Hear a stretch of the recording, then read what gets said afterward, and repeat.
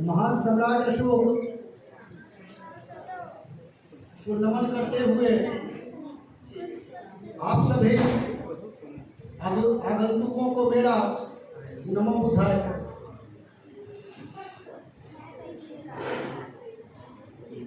आज सम्राट अशोक की जयंती है। कितना दुखद बात है, जिस देश में सम्राट अशोक के नाम पर राष्ट्रीय चिन्ह है, उनके नाम पर अशोक चक्र है, राष्ट्रीय पक्षी उनके समय में भी मोर था, राष्ट्रीय पक्षी मोर है। उस सम्राट के नाम पर एक दिन उनकी जयंती के नाम पर छुट्टी नहीं मनाई जाती। तो सरकार यदि छुट्टी नहीं मनाती है तो भारत देश के नागरिक एक दिन वो तो छुट्टी मना लें। यदि आप एक दिन 365 दिन में से एक दिन आप अपने काम को छोड़ करके जयंती मनाते हैं तो सरकार पर दबाव पड़ जाएगा और सरकार जयंती मनाने लग जाएगी। मगर आप ये चाहते हैं कि मैं तो छुट्टी ना करूं, सरकार जयंती मनाए, ऐसा तो होगा नहीं। तो सम्राट अशोक रथ, पाली में है रथ, रथ से राष्ट्र बनाए।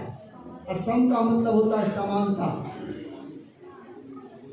जिस देश का सम्राट अपनी जनता को समान रूप से पुत्रवत मानता हो उसे सम्राट कहा जाता है। इसलिए सम्राट अशोक कहा जाता है। अब इसी के साथ आप देखेंगे यह सम्राट अशोक महान है। इनके विरोधियों ने इन्हें इनके उल्टा संदेश भी दिया। इससे पहले मैं दुनिया में दो तरह की संस्कृति को मैं बताता हूँ। एक संस्कृति है विज्ञानवादी और दूसरी संस्कृति है पाखंडवादी। सम्राट अशोक विज्ञानवादी थे, तर्कवादी थे और बुद्ध के फॉलोवर थे। इसलिए सम्राट अशोक ने एक उपाधि बुद्ध शाक्य भी अपने आप को कहा था, यानी बुद्ध और शाक्य के वंशज। सम्राट अशोक ने अपने आप को महाराजा धीराज नहीं कहा, महाराज नहीं कहा। जो सम्राट पूरे दुनिया में 3 सम्राट को महान कहा गया, सिकंदर, अशोक और अकबर, वह अपने आप को महाराजा धीराज नहीं कहता। और भारत में छोटे छोटे जिला का भी जो महाराज हुआ है ना, तो अपने आप को महाराज कहता है, महाराजा धीराज कहता है, क्या क्या उपाधि लेता है। लेकिन सम्राट अशोक ने ऐसी कोई उपाधि नहीं ली। तो बुद्ध के आइडियोलॉजी को जन जन तक इन्होंने फैलाया। सम्राट अशोक को आप बहुत सारे मुहावरा जब आप सुनेंगे ना तो पता चलेगा कि सम्राट अशोक का इतिहास उसके मुहावरा में भी है। बहुत लोग आप ये सुनते होंगे कि तू लाट साहब है क्या। लाट साहब का मतलब कौन लाट साहब? अशोक की लाट, यानी अशोक को लाट साहब कहा जाता था। यह हमारा मुहावरा है। बिहार में का मैं रहने वाला हूँ। बिहार में भी एक मुहावरा यह है, लिख लोहड़ा पर पत्थर असोले दुनिया। वह सम्राट अशोक थे जिन्होंने लोहा के कलम से पत्थर पर लिखवाया। पूरे दुनिया का पहला सम्राट थे जिन्होंने लोहा को कलम बनाया और पत्थर पर लिखवाया। सम्राट अशोक से पहले मौर्य साम्राज्य का भी लकड़ी का घर हुआ करता था। सम्राट अशोक ने पत्थर को चीर करके महल बना दिया, गुफा बना दिया। और बुद्ध की गुफा को बुद्ध खोल बोलते हैं, बुद्ध खोल। जब मैंने ध्यान किया, खोल शब्द आज भी बिहार में कुछ प्रचलित है। कैसे?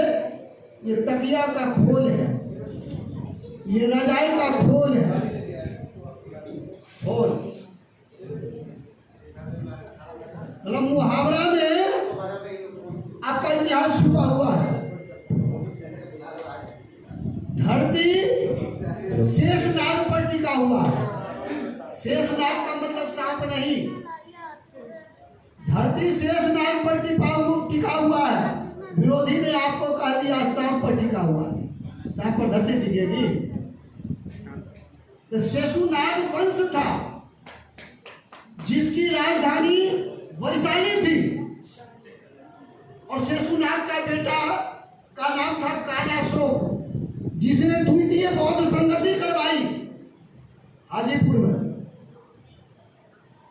तो शेषनाग वंश था, और हम लोग नागवंशी हैं।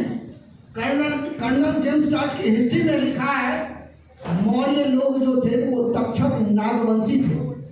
नागवंशी सांप नहीं। इसीलिए हम लोग जानते हैं मानव छोड़ करके नाम प्रचलित भी है नाग पर, जैसे नागेंद्र, और सिंह पर भी नाम मिलेगा। सिंह पर इसलिए नाम मिलेगा, बुद्ध को शाक्य सिंह कहा जाता था, इसलिए सिंह भी टाइटल लिखते हैं यहाँ के लोग, और नाग पर भी टाइटल लिखते हैं। तो हमारा जो इतिहास है वह मुहावरा में भी है। तो भारत का जो संविधान लिखा गया, तो भारत का जो संविधान पढ़ेंगे ना, उस संविधान में प्रस्तावना शब्द लिखा हुआ है। प्रस्तावना में नागरिक शब्द लिखा हुआ है, यानी नाग से नागरिक। उसमें मनुष्य शब्द नहीं है लिखा हुआ, आदमी शब्द नहीं है लिखा हुआ, नागरिक शब्द लिखा हुआ है। क्यों? पाली में नाग का अर्थ होता है मानव। अब मनु शब्द इसलिए नहीं लिखा हुआ है कि मनु के संतान को मनुष्य कहते हैं, और आदम के संतान को आदमी कहते हैं। तो प्रस्तावना में मनुष्य और आदमी शब्द यदि लिख दिया जाता, तो इसका मतलब यह धर्म विशेष का शब्द हो जाता। इसलिए प्रस्तावना लिखने वाले व्यक्ति ने नागरिक शब्द लिखा, और नाग से नागरिक बना, और नागरिक से नगर बना, जो ये नगर कहते हैं, और नगर से नगर पाल बना। तो सम्राट अशोक के समय में